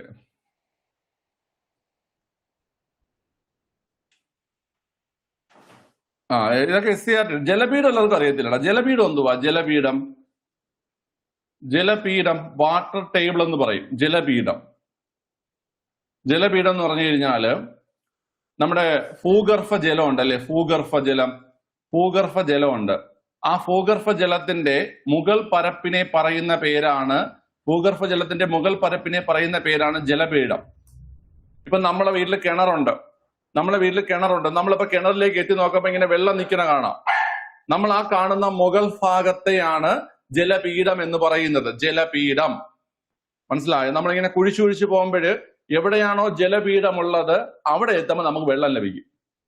മനസ്സിലായോ? നമ്മളിപ്പം കുളത്തിനോ കിണറിനോ വേണ്ടിയിട്ട് നമ്മളിങ്ങനെ ആഴത്തിൽ കുഴിച്ചു പോകുമ്പോൾ എവിടെയാണോ ജലപീഠമുള്ളത് അവിടെ എത്തുമ്പോഴാണ് നമുക്ക് വെള്ളം ലഭിക്കുന്നത്.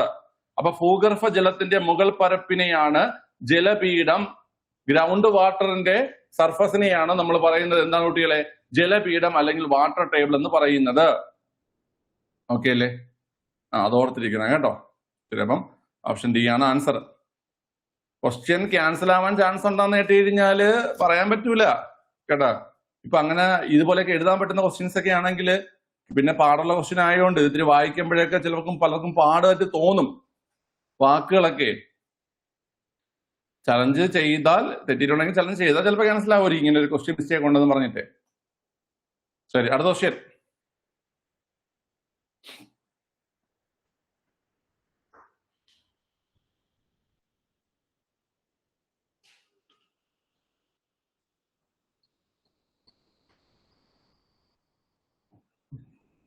ഭൂമിശാസ്ത്രത്തിൽ മേഖലാ സമീപനത്തിന്റെ ഉപജ്ഞാതാവ് ആരെന്നാണ്. അധികം ഒന്നും കാണാത്ത ഡിഗ്രി ലെവലിലെ പ്രിലിംസിലൊക്കെ പലപ്പോഴും ചോദിച്ചിട്ടുള്ള ഒരു ക്വസ്റ്റ്യൻ ആണ് കേട്ടാ. കാർ റിട്ടർ ആണ് ആൻസർ കേട്ടോ. കാർ റിട്ടർ ആണ് ആൻസർ. ഓക്കെ, ഭൂമിശാസ്ത്രവുമായി ബന്ധപ്പെട്ട കുറച്ച് പഠനങ്ങളുണ്ട്, ഞാൻ അതിന്റെ ഒരു ക്ലാസ് എടുത്തു തരാം കേട്ടോ. ഓക്കെ അല്ലേ? ഇറാത്തോസ്തനീസ് അതൊക്കെ നമുക്ക് കുറച്ച് പഠിക്കാണ്. ഞാൻ മുമ്പ് ഒരിക്കലും എന്തോ എടുത്തിട്ടുണ്ടോ, പക്ഷെ ഇതൊന്നും ഞാൻ പറഞ്ഞിട്ടില്ല. ഭൂമിശാസ്ത്ര മേഖലാ സമീപനം ഒന്നും പറഞ്ഞിട്ടില്ല. ബാക്കിയൊക്കെ കുറച്ച് നമ്മൾ പഠിച്ചിട്ടുണ്ട് കേട്ടോ. അതൊക്കെ നമുക്ക് നോക്കാം കേട്ടോ. ക്ലിയർ ആണ്, ഇതൊന്നും പറഞ്ഞിട്ടില്ല, കാർ റിട്ടർ ഒന്നും പറഞ്ഞിട്ടില്ല. ഓക്കെ, ശരി, അടുത്ത ക്വസ്റ്റ്യൻ അറ്റൻഡ് ചെയ്തേ.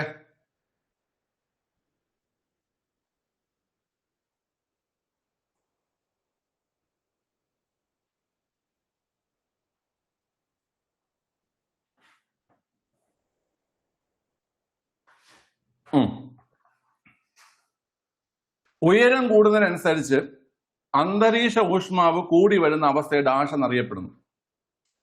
ഇത് സ്കിപ്പ് ചെയ്യേണ്ട ആവശ്യം ഉണ്ടാടേ. ഇത് സ്കിപ്പ് ചെയ്യേണ്ട ആവശ്യം ഉണ്ടാ? നിങ്ങളൊന്ന് പറഞ്ഞേ. നിങ്ങൾക്കിത് എഴുതിക്കൂടെ? ഇത് എങ്ങനെ എഴുതാം? ക്രമമായ താപനിഷ്ഠ നിങ്ങൾക്ക് അറിയാം. അതായത് ട്രോപ്പോസ്ഫിയറില് ഓരോ 165 മീറ്റർ ഉയരത്തിലേക്ക് പോകുമ്പോഴും 1 ഡിഗ്രി സെൽഷ്യസ് താപനില കുറയുന്നു. 1 ഡിഗ്രി സെൽഷ്യസ് താപനില കുറയുന്നു, നോർമൽ ലാപ്സ് റേറ്റ്. ഓക്കെ, ഞാൻ തന്നെ എത്ര തവണ നിങ്ങൾക്ക് പറഞ്ഞു തന്നിട്ടുണ്ട്. അതായത് ക്രമമായ താപനഷ്ട നിരക്ക് എന്ന് പറഞ്ഞു കഴിഞ്ഞാല് ട്രോപ്പോസ്ഫിയറില് നമ്മള് 165 മീറ്റർ ഉയരം കൂടുന്നതിനനുസരിച്ച്, ഓരോ 165 മീറ്റർ ഉയരം കൂടുന്നതിനനുസരിച്ച് 1 ഡിഗ്രി സെൽഷ്യസ് താപനില കുറയുന്നതിനെയാണ് നോർമൽ ലാപ്സ് റേറ്റ് എന്ന്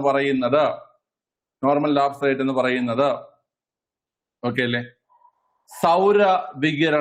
സൗരവികിരണം സൂര്യനിൽ നിന്നുള്ള താപോർജം ഹ്രസ്വ തരംഗങ്ങളായി ഭൂമിയിൽ എത്തുന്നു. സൂര്യനിൽ നിന്നുള്ള താപോർജം ഷോർട്ട് വേവ്സ് ആയിട്ട് ഹ്രസ്വ തരംഗങ്ങളായിട്ട് ഭൂമിയിലേക്ക് എത്തുന്നു. അതിനെയാണ് സൗരവികിരണം അല്ലെങ്കിൽ ഇൻസലേഷൻ അല്ലെങ്കിൽ സോളാർ റേഡിയേഷൻ എന്ന് പറയുന്നത്. അല്ലേ പിള്ളേരെ? നിങ്ങൾ നോക്കിയേ, സൂര്യനിൽ നിന്ന് നമുക്ക് ചൂട് ഇവിടെ വരുന്നില്ലേ? സൂര്യനിൽ നിന്ന് ചൂട് ഇങ്ങോട്ട് വരുന്നില്ലേ? അതെങ്ങനെയാ വരുന്നേ? അത് വരുന്നത് ഈ പറയുന്ന ഹ്രസ്വ തരംഗ രൂപത്തിലാണ്, ഷോർട്ട് വേവ്സ് ആയിട്ടാണ്. അതിനെ പറയുന്ന പേരാണ് സൗരവികിരണം. മനസ്സിലായ എല്ലാവർക്കും? സൂര്യനിൽ നിന്നുള്ള താപോർജം ഹ്രസ്വ തരംഗങ്ങളായി ഷോർട്ട് വേവ്സ് ആയി ഭൂമിയിൽ എത്തുന്നതിനെ പറയുന്ന പേരാണ് സോളാർ റേഡിയേഷൻ അല്ലെങ്കിൽ ഇൻസൊലേഷൻ എന്ന് പറയും. സോളാർ റേഡിയേഷൻ അല്ലെങ്കിൽ ഇൻസൊലേഷൻ എന്ന് പറയും. ഓക്കെ അല്ലേ? എന്നിട്ട് ഭൂമിയിലേക്ക് എത്തുന്ന ഈ സൗര വികിരണത്തെ ഭൂമി ആഗിരണം ചെയ്യും അല്ലെ? ഭൂമി ആഗിരണം ചെയ്തതിനു ശേഷം ബഹിരാകാശത്തേക്ക് എന്ത് ചെയ്യും? ബഹിരാകാശത്തേക്ക് ദീർഘതരംഗ രൂപത്തിൽ അല്ലെങ്കിൽ ലോങ് വേവ്സ് ആയിട്ട് അയക്കും. അതിനെ പറയുന്ന പേരെന്താ? ബഹിരാകാശത്തേക്ക് ദീർഘതരംഗമായി അയക്കും. അതിനെ പറയുന്ന പേര് ഭൗമവികിരണം, ടെറസ്ട്രിയൽ റേഡിയേഷൻ. ഭൗമവികിരണം.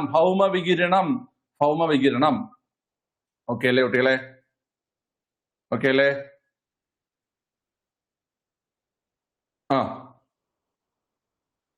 ശ്രദ്ധിച്ച് കേട്ടോണം. സൂര്യനിൽ നിന്നുള്ള താപോർജം ഹ്രസ്വതരംഗ രൂപത്തിൽ ഭൂമിയിലേക്ക് വരുന്നതിനെ പറയുന്ന പേര് സൗരവികിരണം. ഓക്കെ അല്ലേ? ഈ സൗരവികിരണത്തെ ഭൂമി ദീർഘതരംഗ രൂപത്തിൽ ബഹിരാകാശത്തേക്ക് അയക്കുകയും ചെയ്യും. അതിനെ പറയുന്ന പേര് ഭൗമ വികിരണം അല്ലെങ്കിൽ ടെറസ്ട്രിയൽ റേഡിയേഷൻ. ഓക്കെ. പിള്ളേരെ, ഇവ തമ്മിലുള്ള ആ ഒരു അനുപാതത്തെയാണ് നമ്മുടെ ഹീറ്റ് ബജറ്റ് അല്ലെങ്കിൽ ഭൂമിയുടെ താപ ബജറ്റ് എന്ന് പറയുന്നത്. ഇവ തമ്മിലുള്ള അനുപാതത്തെയാണ് സൗരവികിരണത്തിന്റെയും ഭൗമവികിരണത്തിന്റെയും അനുപാതത്തെയാണ് എന്തെന്ന് പറയുന്ന കുട്ടികളെ ഹീറ്റ് ബജറ്റ് എന്നറിയപ്പെടുന്നത്. അപ്പൊ ആ രീതിയിൽ നമുക്ക് ഈ 3 ഓപ്ഷനെയും കളയാൻ പറ്റുമായിരുന്നു. 3 ഓപ്ഷനെയും, സൗരവികിരണത്തെയും ക്രമമായ താപനഷ്ട നിരക്കിനെയും ഭൂമിയുടെ താപ ബജറ്റിനെയും. ഓക്കെ, ഇങ്ങോട്ട് വരുന്നത് സൗരവികിരണം, അങ്ങോട്ട് പോകുന്നത് ഭൗമവികിരണം. രണ്ടിന്റെയും അനുപാതത്തെയാണ് ഹീറ്റ് ബജറ്റ് എന്ന് പറയുന്നത്. ഓക്കെ അല്ലേ? അപ്പം ഉയരം കൂടുന്നതിനനുസരിച്ച് അന്തരീക്ഷ ഊഷ്മാവ് കൂടി വരുന്ന അവസ്ഥയെ അറിയപ്പെടുന്ന പേര് താപവിപര്യം എന്നാണ്. താപവിപര്യം എന്നാണ്. ഓപ്ഷൻ ബി ആണ് ആൻസർ. ഓപ്ഷൻ ബി ആണ്. ഓക്കെ, ഓപ്ഷൻ ബി ആണ് താപവിപര്യം. ഇപ്പൊ പഠിച്ചോ, ഇത് അധികം അങ്ങനെ ചോദിച്ച് കണ്ടിട്ടില്ല. ആദ്യമായിട്ടാണ് വരുന്നത് കേട്ടോ. ആദ്യമായിട്ടാണ് വരുന്നത്. ഓക്കെ, ഈ അവസരത്തില് 4 പോയിന്റും കൂടെ പറയണം. താപവിപര്യത്തിന് ഇംഗ്ലീഷ് എന്താന്ന് തോന്നി, ഞാൻ നോക്കിയിട്ട് പറയാവേ. അങ്ങനെ ആരെങ്കിലും കമന്റ് ചെയ്തോ? 4, അതായത് അന്തരീക്ഷ പാളികൾ. ട്രോപ്പോസ്ഫിയറിൽ ഉയരം കൂടുമ്പോൾ താപനില എന്ത് ചെയ്യും കുട്ടികളെ? കുറയും. ട്രോപ്പോസ്ഫിയറിൽ ഉയരം കൂടുമ്പോൾ താപനില എന്ത് ചെയ്യും? കുറയും. ഉയരം കൂടുമ്പോൾ താപനില കുറയും. ഓക്കെ. എന്നാല് സ്ട്രാറ്റോസ്ഫിയറിലാണെങ്കിൽ ഉയരം കൂടുമ്പോൾ എന്ത് ചെയ്യും കുട്ടികളെ? ഉയരം കൂടുമ്പോൾ താപനില എന്ത് ചെയ്യും? കൂടും. അതായത് അവിടെ താപവിപര്യമാണ് സംഭവിക്കുന്നത്. ട്രോപ്പോസ്ഫിയറിൽ ഉയരം കൂടുമ്പോൾ താപനില കുറയും. എന്നാൽ സ്ട്രാറ്റോസ്ഫിയറിൽ ഉയരം കൂടുമ്പോൾ താപനില കൂടുകയാണ് ചെയ്യുന്നത്. വീണ്ടും മിസോസ്ഫിയറിലേക്ക് എത്തുമ്പോൾ ഉയരം കൂടുമ്പോൾ എന്ത് സംഭവിക്കും കുട്ടികളെ? താപനില കുറയും. മിസോസ്ഫിയറിൽ ഉയരം കൂടുമ്പോൾ താപനില കുറയും. ഓക്കെ.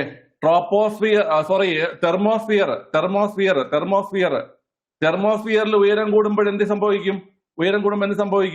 താപനില കൂടും. ഓക്കെ, ഇത് എങ്ങനെ പഠിക്കണമെന്ന് ഞാൻ പറഞ്ഞു തന്നിട്ടുണ്ട്. നമ്മളൊക്കെ ജീവിക്കുന്നത് ഏതിലാ? നമ്മളൊക്കെ ജീവിക്കുന്നത് ട്രോപ്പോസ്ഫിയറിലാണ്. ജൈവമണ്ഡലം, ബയോസ്ഫിയർ അല്ലേ? അവിടെ നമുക്കറിയാം, നമ്മൾ ഹിൽ സ്റ്റേഷനുകളിലേക്ക് അല്ലെങ്കിൽ ഉയരം കൂടിയ പ്രദേശങ്ങളിലേക്ക് പോകുമ്പോൾ നമുക്ക് അവിടുത്തെ തണുപ്പാണ് അനുഭവപ്പെടുന്നത്. താപനില കുറഞ്ഞാണ് അനുഭവപ്പെടുന്നത്. ഉയരം കൂടുമ്പോൾ അവിടെ താപനില കുറവാണ്. അതെന്താണോ അതിന്റെ നേരെ ഓപ്പോസിറ്റ് ആണ് അടുത്ത അന്തരീക്ഷ പാളിയിൽ. നമ്മുടെ അന്തരീക്ഷ പാളി ഓർക്കുക. നമ്മുടെ അന്തരീക്ഷ പാളിയിൽ ഉയരത്തിലേക്ക് പോകുന്ന സമയത്ത് താപനില കുറവാണ് നമുക്ക് അനുഭവപ്പെടുന്നത്. അതിന്റെ നേരെ ഓപ്പോസിറ്റ് ആണ് അടുത്ത അന്തരീക്ഷ പാളിയിൽ. അതായത് സ്ട്രാറ്റോസ്ഫിയറിൽ ഉയരം കൂടുമ്പോൾ താപനില കൂടും. അതിന്റെ ഓപ്പോസിറ്റ് അടുത്ത അന്തരീക്ഷ പാളിയിൽ.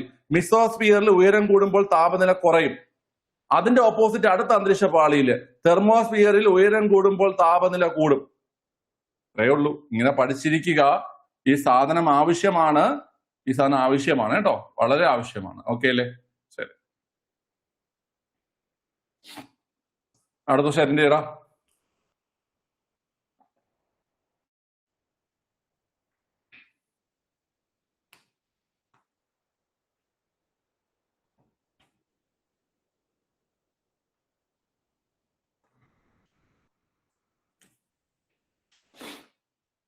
വലിയ കുഴപ്പമില്ല വളരെ.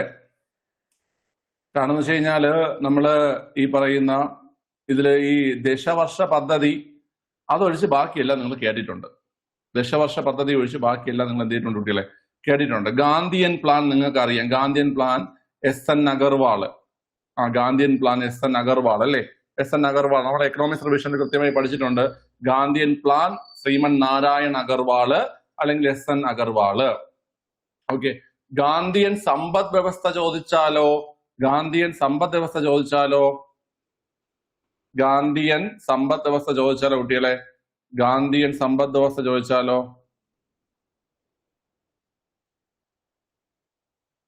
ഗാന്ധിയൻ സമ്പദ് വ്യവസ്ഥ ചോദിച്ചാൽ JC. Kumarappa. JC Kumarappa. Gandhian plan അല്ലെങ്കിൽ ഗാന്ധിയൻ പദ്ധതി എന്ന് പറഞ്ഞാൽ SN അഗർവാൾ അല്ലെങ്കിൽ ശ്രീമൻ നാരായൺ അഗർവാൾ ഏത് വർഷമാണ്?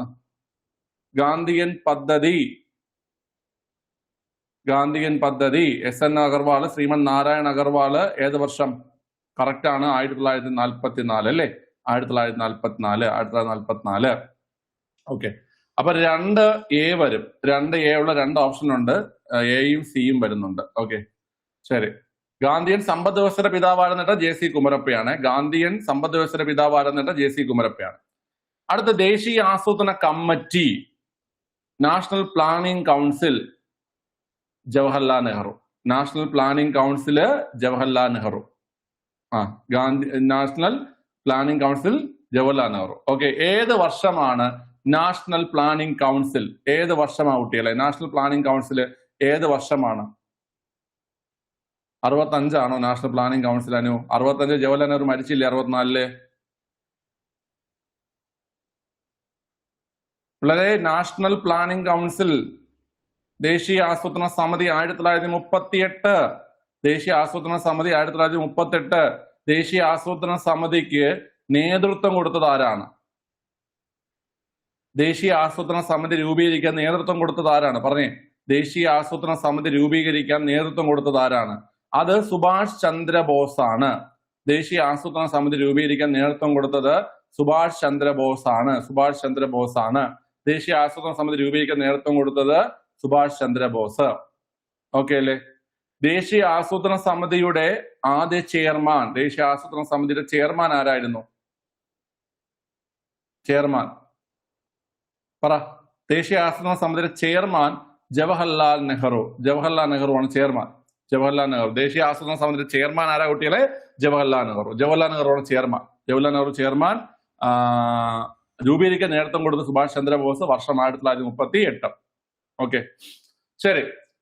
Bombay plan JRD Tata. Bombay plan JRD ടാറ്റയാണ് കൊടുത്തിട്ടുള്ളത്.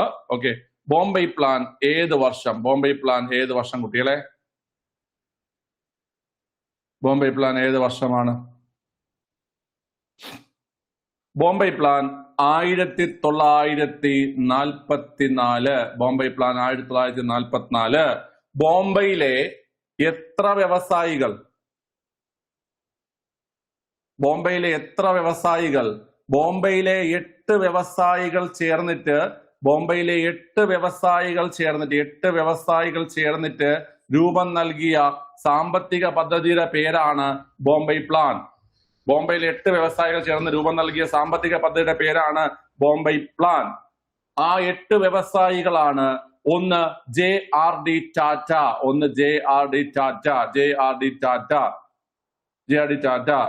രണ്ടാമത്തെ ആള് GD ബിർള. രണ്ടാമത്തെ ആള് GD ബിർള. മൂന്നാമത്തെ ആള് പുരുഷോത്തം ദാസ് താക്കൂർ ദാസ്. നാലാമത്തെ ആള് അർദേശിർ ദലാൽ. നാലാമത്തെ ആള് അർദേശിർ ദലാൽ. ഓക്കെ, അടുത്ത 5-ാമത്തെ ആള് ജോൺ മത്തായി. 5-ാമത്തെ ആളുടെ പേര് ജോൺ മത്തായി. ബോംബെ പദ്ധതിയിൽ പ്രവർത്തിച്ച മലയാളിയുടെ പേരാണ് എന്ത് കുട്ടികളെ? ജോൺ മത്തായി. ബോംബെ പദ്ധതിയിൽ പ്രവർത്തിച്ച മലയാളിയുടെ പേരെന്താണ് കുട്ടികളെ? ജോൺ മത്തായി. ഓക്കെ അല്ലേ? പേരാണ്. എത്ര പേരായി? 5 പേരായി. ഇനി കസ്തൂർബായി ലാൽഭായി. 6-ാമത്തെ ആള് കസ്തൂർബായി ലാൽഭായി.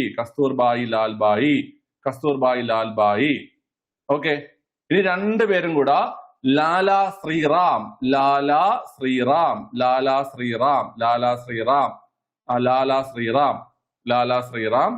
ഓക്കെ, ഒരാളും കൂടെ ഉണ്ട്. ആരാണ് ഒരാള്?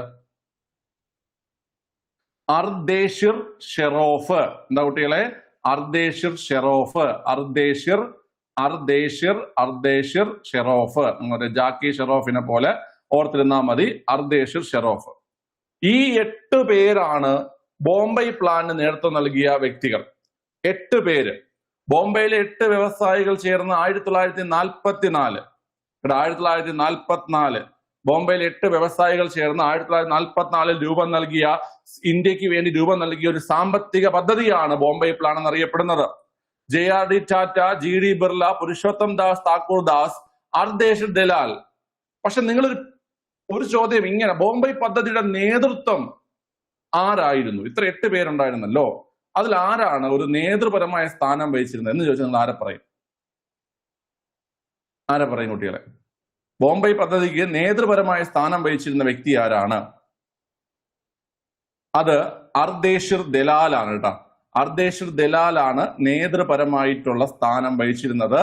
അർദേശിർ ദലാലാണ്. ബോംബെ പദ്ധതിയിൽ പ്രവർത്തിച്ച മലയാളി ജോൺ മത്തായി. ബോംബെ പദ്ധതിയിൽ പ്രവർത്തിച്ച Malayali John Mathai.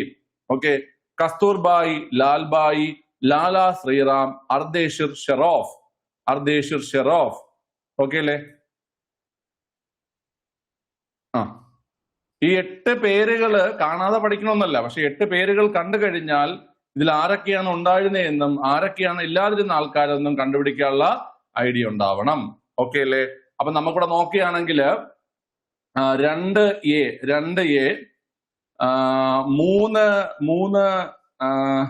3C 4B. Okay. അപ്പം 2A 3C 4B. ഇവിടെ നമുക്ക് ഉത്തരം കിട്ടി. 1D, അതായത് ദശവർഷ പദ്ധതി എം വിശ്വേശ്വരയ്യ. ദശവർഷ പദ്ധതി പലരും ആദ്യമായിട്ടായിരിക്കും കാണുന്നത്. ദശവർഷ പദ്ധതി എന്നൊരു ചോദ്യം, അത് എം വിശ്വേശ്വരയ്യ. ഓക്കെ, പുതിയ ചോദ്യമാണ്, പക്ഷെ പുതിയ പോയിന്റ് ആണ്. പക്ഷെ ഈ ക്വസ്റ്റ്യൻ നിങ്ങൾക്ക് എഴുതാൻ പറ്റും. ബാക്കിയുള്ളത് വെച്ചിട്ട് നിങ്ങൾക്ക് എന്ത് ചെയ്യാൻ പറ്റും കുട്ടികളെ? ഈസി ആയിട്ട് എഴുതാൻ പറ്റും. ഓക്കെ അല്ലേ?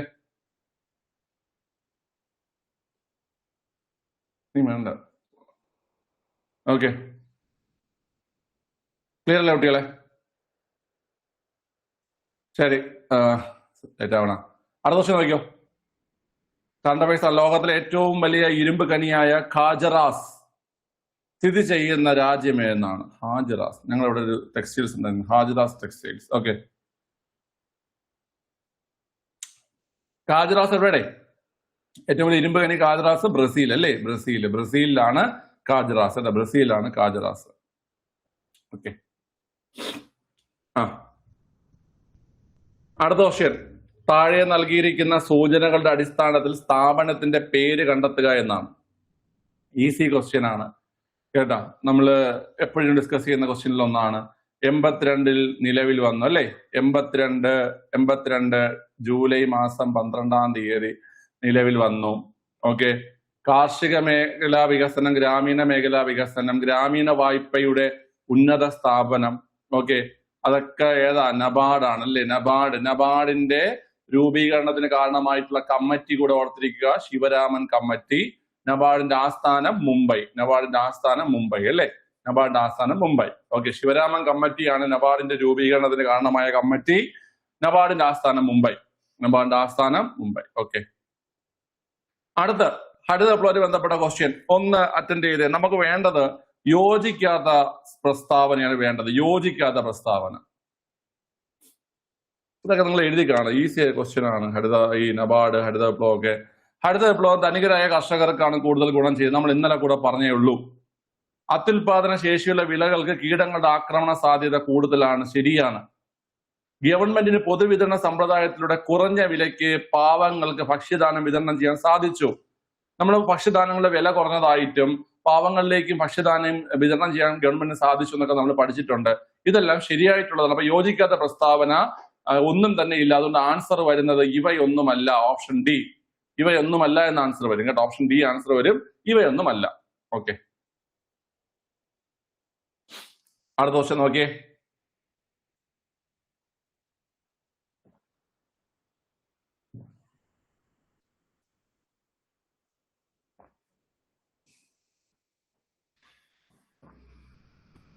പുത്തൻ സാമ്പത്തിക പരിഷ്കാരങ്ങളുമായി ബന്ധപ്പെട്ട ശരിയായ പ്രസ്താവന. വിദേശ നിക്ഷേപകർക്ക് ഇന്ത്യയിൽ നിക്ഷേപം നടത്താൻ അനുമതി നൽകി. ശരിയല്ലേടെ? വിദേശ നിക്ഷേപകർക്ക് ഇന്ത്യയിൽ നിക്ഷേപം നടത്താൻ അനുമതി നൽകി. ശരി. അപകടകരമായ വസ്തുക്കൾ ഒഴികെയുള്ള വസ്തുക്കളുടെ ഇറക്കുമതിക്ക്, ശ്രദ്ധിച്ചോണം, എല്ലാ വസ്തുക്കളുടെയും ഇറക്കുമതിക്കല്ല, അപകടകരമായിട്ടുള്ള വസ്തുക്കൾ ഒഴികെയുള്ള വസ്തുക്കളുടെ ഇറക്കുമതിക്ക് ലൈസൻസ് നടപടിക്രമങ്ങൾ നിർത്തലാക്കി. ശരിയാണ്. അതായത് അപകടകരമായ വസ്തുക്കൾ ഇറക്കുമതി ചെയ്യുന്നതിന് ലൈസൻസിങ് ആവശ്യമായിരുന്നു. പ്രത്യക്ഷ പരോക്ഷ നികുതി നിരക്കുകൾ കുറച്ചു. ശരിയാണോ? പറഞ്ഞേ, പ്രത്യക്ഷ പരോക്ഷ നികുതി നിരക്കുകൾ കുറച്ചു എന്നുള്ളത് ശരിയാണോ? പ്രത്യക്ഷ പരോക്ഷ നികുതി നിരക്കുകൾ കുറച്ചു എന്നുള്ളത് ശരിയാണോ കുട്ടികളെ? ശരിയാണ്. പ്രത്യക്ഷ പരോക്ഷ നികുതികൾ കുറച്ചു എന്നുള്ളത് ശരിയാണ്. ഓക്കെ, അതും ശരിയാണ്. പ്രസ്താവന 1, 2, 3 എല്ലാം ശരിയാണ്. ഓക്കെ, ഡൗട്ട് വരേണ്ട ആവശ്യമില്ല. ഡൗട്ട് വരരുതേ പിള്ളേർ. ഇങ്ങനത്തെ ക്വസ്റ്റ്യൻ ഒക്കെ ഇതൊക്കെ എഴുതേണ്ട, മാർക്ക് സ്കോർ ചെയ്യേണ്ട ക്വസ്റ്റ്യൻ ആണ്. ഓക്കെ, നിങ്ങൾ എന്നെ കണ്ടു കാണും. ഇങ്ങനെ ഒരു പോയിന്റ് SCRT കിടപ്പുണ്ട്. വ്യക്തിഗത ആദായ നികുതി. വ്യക്തിഗത ആദായ നികുതി 1991 മുതൽ തുടർച്ചയായി കുറച്ചു കൊണ്ടുവന്നു എന്നുള്ള പോയിന്റ് ഒക്കെ ഉണ്ട് അതിനകത്ത്. അതോടൊപ്പം നിങ്ങൾ മനസ്സിലാക്കിയിരിക്കുക, 1991 പുത്തൻ സാമ്പത്തിക നയങ്ങളെ തുടർന്ന് പ്രത്യക്ഷ പരോക്ഷ നികുതി നിരക്കുകൾ കുറച്ചു എന്നുള്ളത് ശരിയായിട്ടുള്ള സ്റ്റേറ്റ്മെന്റ് ആണ്. ഓക്കെ, ചരക്ക് സേവന നികുതിയിൽ GSTയിൽ ഉണ്ടായിരുന്ന ഏത് സ്ലാബുകളാണ് പരിഷ്കരണത്തിന്റെ ഭാഗമായി ഒഴിവാക്കപ്പെട്ടത്? പറ വീട്ടിലരെ, ഏതാ? 12, 28 ഒഴിവാക്കി അല്ലേ? 12ഉം 28ഉം ഒഴിവാക്കി. 12ഉം 28ഉം ഒഴിവാക്കി. അപ്പൊ ഉള്ളത് ഏതൊക്കെയാ? 12, 28 ഒഴിവാക്കി. മെയിൻ ആയിട്ടുള്ളത് ഏതൊക്കെയാ? 40 പറയുമ്പോ നിങ്ങൾ മെയിൻ ആയിട്ടുള്ളത് ഏതൊക്കെയെന്ന് പറ.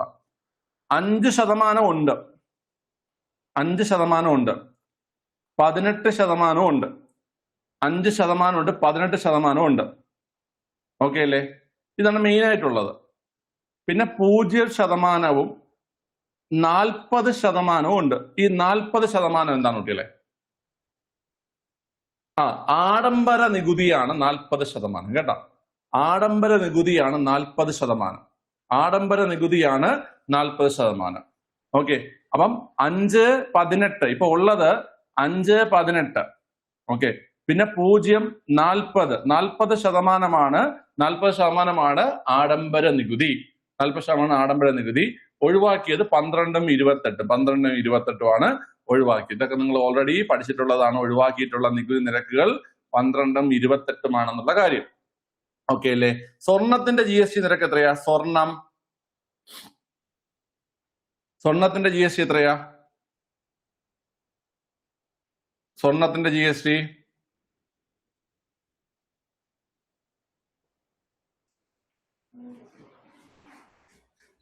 എത്രയാ? സ്വർണത്തിന്റെ 18%.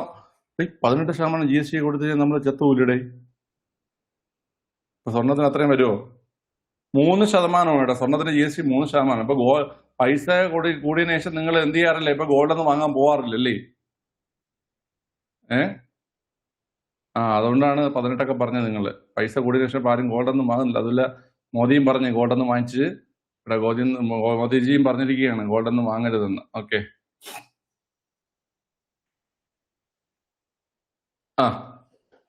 ഈ 2 ക്വസ്റ്റ്യൻ കൂടെ പറഞ്ഞിട്ട് നമുക്ക് ഇന്നത്തെ പരിപാടി അവസാനിപ്പിക്കാം. ബാക്കി നമുക്ക് അടുത്ത ക്ലാസ്സുകളിൽ തകർക്കാനായിട്ട്.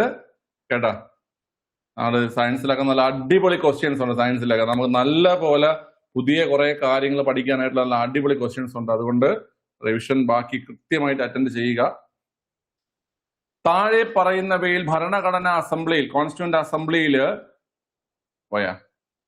തർക്കങ്ങളും അഭിപ്രായ വ്യത്യാസങ്ങളും ഇല്ലാതെ ഐക്യകണ്ഠേന പാസാക്കിയ വിഷയം ഏതാണ്? ഞാൻ നിങ്ങൾക്ക് ഓൾറെഡി ഇത് പറഞ്ഞിട്ടുണ്ട്. പ്രായപൂർത്തി വോട്ടവകാശം, ആർട്ടിക്കിൾ 326 പ്രകാരമുള്ള സാർവത്രിക വോട്ടവകാശം. ഓക്കെ, 326 പ്രകാരമുള്ള സാർവത്രിക വോട്ടവകാശം യാതൊരു തർക്കവും ഇല്ലാതെ എന്ത് ചെയ്തു കുട്ടികളെ? അത് പാസ്സാവുകയുണ്ടായി. ഓക്കെ അല്ലേ? ഓക്കെ, ക്ലിയർ ആണ്. അടുത്ത 1974 42 ഭേദഗതി പ്രകാരം ഭരണഘടനയുടെ ആമുഖത്തിൽ കൂട്ടിച്ചേർത്ത പദങ്ങൾ ഏതെന്ന് കണ്ടെത്തുക. ഈസി ക്വസ്റ്റ്യൻ ആണ്. ഇതൊക്കെ ചോദിച്ചും അടുത്ത ക്വസ്റ്റ്യൻസ് ആണ്. സ്ഥിതി സമത്വം, മതേതരത്വം, അഖണ്ഡത, socialism, secularism, integrity. Socialism, secularism, integrity. Option A ആണ് answer. Socialism, secularism, integrity. Okay അല്ലേ? ക്ലിയർ ആണ്. ശരി, മതി. നമുക്ക് ബാക്കിയൊക്കെ നമുക്ക് അടുത്ത ക്ലാസ്സിൽ നോക്കാം. മണി 10 ഓക്കെ, ക്ലിയർ ആണ്. ശരി, അപ്പം അടുത്ത ക്ലാസ്സിൽ കാണാം. കേരളം സയൻസ് ഒക്കെ നല്ല പോലെ പഠിക്കേണ്ട കുറെ ക്വസ്റ്റ്യൻസ് ഉണ്ട് കേട്ടാ. ഫിസിക്സ്, കെമിസ്ട്രി, ബയോളജി നല്ല ക്വസ്റ്റ്യൻസ് ഉണ്ട്. സോ മിസ്സാക്കരുത് ക്ലാസ്. ഓക്കെ.